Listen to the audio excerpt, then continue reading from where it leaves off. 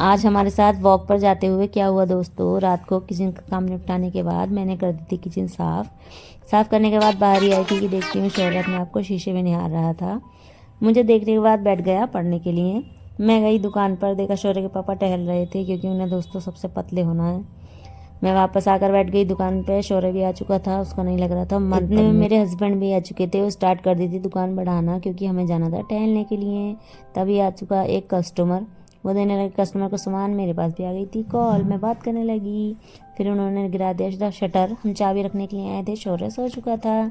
हम भी चल दिए वॉक पर जाते समय हमें सबसे पहले मिल गया था एक प्राणी, जो था ये।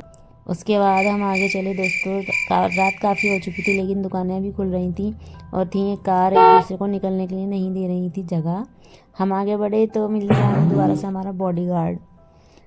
कुछ ही दूर चले थे दोस्तों, इनके दोस्त भी इन्हें मिल गए और उन्होंने भी कर लिया था हमें ज्वाइन करने के बाद ये हंसने लगे, कह रहे थे आज तो तुम भी फंस गए गरिमा के ब्लॉग में, सुबह तुम्हारी भी पड़ जाएगी वीडियो, चेक कर लेना आप भी।